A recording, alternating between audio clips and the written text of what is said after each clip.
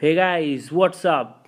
तो इस लेसन में हम जानेंगे कि कौन सी जो 10 सबसे इम्पोर्टेंट बुक्स हैं जो कि सिविल सर्विस परीक्षार्थियों को पढ़नी चाहिए, जिससे कि आपके सिलेक्शन की सबसे ज़्यादा मैक्सिमम पॉसिबल चांस बन सकता है। अब मैं ये नहीं कह रहा कि 10 बुक पढ़ने से आपका सिलेक्शन हो जाएगा, इसके अलावा भी आपको बहुत कुछ पढ़ना पड़ेगा, लेकिन ये 10 बुक के बिना पढ़े आपका सिलेक्शन हो पाना काफ़ी मुश्किल है। ठीक है। तो अब हम बात करते हैं कि आप मुझे यहाँ पे फॉलो कर सकते हैं unacademy.in/user/roman सैनी। और यदि आपको इन वीडियो को देखने से कोई फ़ायदा होता है तो कंट्रीब्यूट करके एक बटन है वीडियो के ऊपर, उस पर आप क्लिक करके एक वॉलंटरी फ़ी दे सकते हैं ताकि अनअकैडमी पे और भी बहुत अच्छे अच्छे एजुकेटर्स को हम लेके आ सकें। ठीक है। सबसे पहले बात करेंगे बुक की, इंडियन पॉलिटी बाय लक्ष्मीकांत। ठीक है। लक्ष्मीकांत की बुक सबने सुनी होगी। तो बहुत ही एक ऑसम बुक है। मैं पहले बहुत सारी बुक पढ़ चुका हूँ, डीडी बसु, सुभाष कश्यप, बहुत सारी बुक्स मैंने पर्सनली पढ़ी हैं, लेकिन लक्ष्मीकांत के आसपास कोई भी नहीं आता है क्योंकि ये सिविल सर्विस परीक्षा के हिसाब से लिखी गई है। बाकी सारी बुक्स में बहुत सारा ज्ञान है जो काफ़ी थोड़ा इंटेलेक्चुअल्स हायर स्टडीज़ के लिए होगा, कुछ जो हम मेरे समझ में नहीं आता, शायद मेरे में कम दिमाग होगा इसलिए शायद समझ में नहीं आया होगा। लेकिन लक्ष्मीकांत जो है वो मुझे बिल्कुल समझ में आती है, पेज बाय पेज मुझे समझ में आती है। हालांकि ये काफ़ी मोटी किताब है, इसमें करीब आपको 800 पेज मिलेंगे, लेकिन इसमें जो रीडिंग मटेरियल है काफ़ी वर्थ इट है। इसके आप मतलब रिवाइज करने में थोड़ा सा दिक्कत होता है, लेकिन उसको पढ़ करके अगर आप नोट्स बना लेंगे तो आपकी लाइफ काफ़ी आसान हो जाएगी। और आपके सिविल सर्विसेज में प्रीलिम्स में तो 100% ऑलमोस्ट सारे क्वेश्चन हो जाएंगे, मेंस में भी काफ़ी कुछ इससे कवर होता है।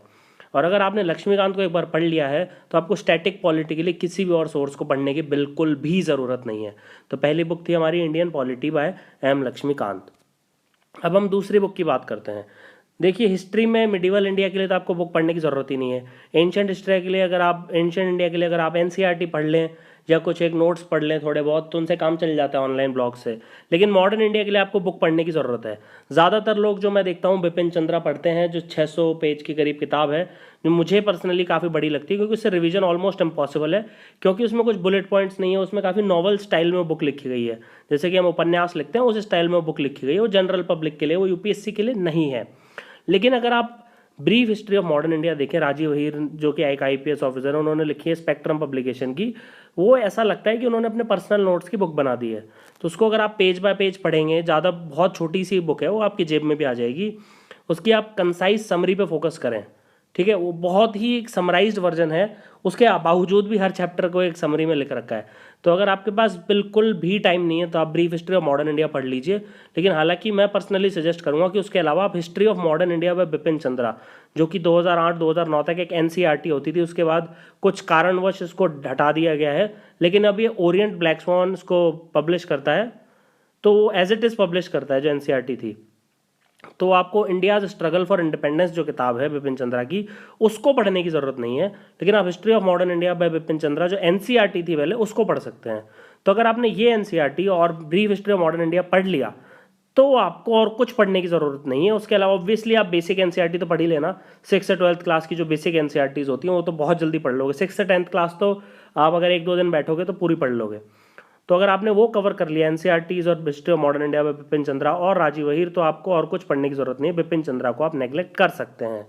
तो ये हमारी तीसरी बुक है एनसीईआरटी। 6 to 10 तक आप जो भी रेलेवेंट एनसीईआरटी पकड़ पाए उसको पढ़ लीजिए, चाहे सोशल साइंस हो चाहे साइंस हो। ठीक है। 6 to 10 तक आप कोई भी एक्सक्यूज मत दीजिएगा। 11th और 12th में आपको सोशल साइंस की तो पढ़ ही लेना, हिस्ट्री हो गई, इकोनॉमिक्स हो गया, पॉलिटी हो गया, इसमें ज़्यादा टाइम नहीं लगेगा आपको, बहुत जल्दी जल्दी आप पढ़ सकते हैं। लेकिन जो साइंसेज हैं उसमें मैं चाहूँगा कि आप फिजिक्स तो बिल्कुल भी ना छुएं, केमिस्ट्री भी 11th की बिल्कुल ना छुएं। 12th क्लास की जो सेकंड वॉल्यूम है उसके लास्ट 3 चैप्टर पढ़ लें, और बायो की जो 12th क्लास की जो एनसीईआरटी है उसके लास्ट 4 चैप्टर पढ़ लें। अगर आपने इतना भी कर लिया तो वो बहुत ज़्यादा है। तो एनसीईआरटीज़ जो हमारा है वो थर्ड कैटेगरी है, इस पर बहुत इंपॉर्टेंट है, इससे बहुत सारे क्वेश्चन सीधे निकलते हैं और ये आपका बेस या स्ट्रॉन्ग फाउंडेशन बनाने के लिए बेहद ज़रूरी है। तो आप एनसीईआरटीज़ को बिल्कुल भी नेग्लेक्ट मत करना। इसके बाद हम चलते हैं पोस्ट इंडिपेंडेंट इंडिया। जो पेपर 1 है उसमें काफ़ी क्वेश्चन पूछे जाते हैं, इससे 2-3 क्वेश्चन तो निश्चित हैं ही। लेकिन कुछ लोग क्या करेंगे, जैसे India after Gandhi, Ramachandra Guha, RC गुहा ने जो किताब लिखी है, इंडिया सिंस इंडिपेंडेंस जो बिपिन चंद्रा ने किताब लिखी है, उन लोगों वो किताब उठा लेते हैं। वो बहुत मोटी मोटी किताब है, 500, 600, 700 पेज है उसमें, ऑब्वियसली उसको नहीं पढ़ सकते आप। 1-2 क्वेश्चन के लिए इतनी मोटी किताब थोड़ी पढ़ोगे। तो मैं चाहता हूँ कि आप इसकी एक्सट्रीमली सेलेक्टिव रीडिंग करो। आप टॉपिक पढ़ो कि just immediately what happened after independence, आप पढ़ो कि how did India became a republic, आप पढ़ो कि 9th शेड्यूल क्या होता है, ठीक है, आप पढ़ो फर्स्ट कॉन्स्टिट्यूशनल अमेंडमेंट एक्ट क्या है, स्टेट रीऑर्गेनाइजेशन कमेटी ने क्या किया, लिंग्विस्टिक बेसिस ऑफ स्टेट पे कैसे डिवाइड हुए, इंडिया चाइना वॉर पढ़ो आप पढ़ो कि मतलब कैसे 5 ईयर प्लान्स आए, नेहरू की foreign policy and stuff like that, read that, Tashkent agreement क्या था। But please do not read it pays bye page ever, it's my personal request, extremely selective reading, बहुत ही चुन चुन के पढ़ना पड़ेगा वरना आपका कोर्स खत्म नहीं होगा। ठीक है, आगे बढ़ते हैं। अब हम बात करते हैं certificate physical and human geography, GC Leong. ये बुक इसलिए इंपॉर्टेंट है क्योंकि आपका थ्योरेटिकल बैकग्राउंड बहुत ही स्ट्रांग बना देती है बुक। ठीक है, जैसे इसका पार्ट 1 तो इतना इंपॉर्टेंट है जिसमें अर्थक्वेक, स्पेस, अर्थ, आप उनकी बात करते हैं, नाना प्रकार के जो तरह के नेचुरल फिनोमिनन होते हैं, सुनामी कैसे आती है या चाक फॉर्म लैंड कैसे बनता है, ये सब कुछ ओशियंस क्या होते हैं, वेव्स क्या होते हैं, ये सब पढ़ाता है। Part 1 is about like physical geography, part 2 is about like it's not important, ये कुछ क्लाइमेट की बात करता है, कुछ वेदर की बात करता है कि चाइना टाइप क्या होता है, ब्रिटिश टाइप क्या होता है, सवाना, स्टेपीज, मेडिटेरेनियन और वो सब, ये इंपॉर्टेंट नहीं है, फर्रे मिलते हैं इसमें से पढ़ लेना, आप 2 घंटे में रिवाइज कर लोगे। लेकिन हाँ, जो वेदर और क्लाइमेट जो चैप्टर है उनको जरूर पढ़ लेना, जो फर्स्ट 2 चैप्टर्स हैं। ठीक है, जीसी लियोंग पढ़ना भी बहुत ज़रूरी है। इसके बाद हम एटलस की बात करते हैं। काफ़ी लोग इसको कंप्लीटली इग्नोर कर देते हैं कि इसको तो बच्चे पढ़ते थे 6th क्लास में, हम क्या करेंगे। नहीं, अगर आपको ज्योग्राफी अच्छे से जाननी है, अगर आपको पॉलिटी समझनी है, इंटरनेशनल रिलेशन समझना है, आपको हिस्ट्री समझनी है, तो आपको मैप्स पे रिलेटिव लोकेशन तो पता होनी ही होनी चाहिए। ठीक है, तो ऑक्सफोर्ड और जो ब्लैक स्वान जो एटलस हैं, इनमें से कोई एक उठा लेना, दोनों उठाने की ज़रूरत नहीं है, दोनों उठाओगे तो जल्दी नहीं समझ में आएगा। ठीक है, इनमें से एक पढ़ लेना और कम से कम मैप्स एक बार तो देख ही लेना एग्जाम से पहले। मैं तो चाहूँगा कि 2-3 बार देख लेना, खास करके इंडिया और उसकी नेबरिंग कंट्रीज, यूरोप और नॉर्थ अमेरिका, इतने मैप्स तो कम से कम देख ही लेना। ठीक है, उसके बाद चलते हैं इंडियन इकोनॉमी। अब देखो, संजीव वर्मा सर तो रहे नहीं, लेकिन जो उनकी किताब है वो बहुत ही औसम है। Sanjeev Verma sir is just 33% of Ramesh Singh, उसमें सिर्फ 250 पेज है, और अगर आप उसको जल्दी से पढ़ लेंगे तो एग्जाम में ठीक ठाक क्वेश्चन निकल जाते हैं उससे। तो रमेश सिंह 750 पेज की किताब है, पढ़ने में ठीक है, थोड़ी सी बोरिंग हो जाती है, लंबी है, और रिवीजन करना बहुत ही मुश्किल है, तो आपको इसमें नोट्स बनाने पड़ेंगे। तो आपके पास बहुत टाइम है तो रमेश सिंह पढ़ लेना, कम टाइम है तो संजीव वर्मा पढ़ लेना। हालांकि संजीव वर्मा सर का अब जो नया अपडेट आएगा वो मुझे पता नहीं कि कौन अपडेट करेगा, तो उसका वेट करना है कि ऑथर कौन है, हो सकता है क्वालिटी ख़राब हो जाए। ठीक है, तो न्यू एडिशन जो आएगा वो इंपॉर्टेंट है, तो उस हिसाब से उसको देख लेंगे हम। ठीक है, तो या तो संजीव वर्मा सर पढ़ लेना, टाइम कम है, तो रमेश सिंह पढ़ लेना, टाइम ज़्यादा है तो। उसके बाद हम देखते हैं एनवायरनमेंट और इकोलॉजी पे मैंने 20 वीडियो बनाए हैं करीब करीब, अनअकैडमी पे आपको यूट्यूब चैनल पे मिल जाएंगे, वो काफ़ी है। ठीक है, आप सारे के सारे लेसन वहाँ पे देख सकते हैं। लेकिन अगर आपको फिर भी पढ़ने की इच्छा हो रही है तो आप शंकर नोट्स भी देख सकते हैं एनवायरनमेंट और इकोलॉजी पे, करीब आपको 4-5 दिन लग जाएंगे, थोड़ी मोटी किताब है लेकिन इसमें से थोड़े क्वेश्चन निकल जाते हैं अगर आपके पास टाइम हो तो।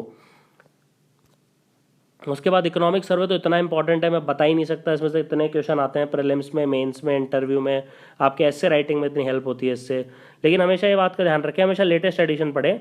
तो अगर आपका एग्जाम 2016 में है तो हमेशा 2016 का एडिशन पढ़ें, और आपका इंटरव्यू हम के लिए भी 2017 का एडिशन पढ़ेंगे, समझ गए।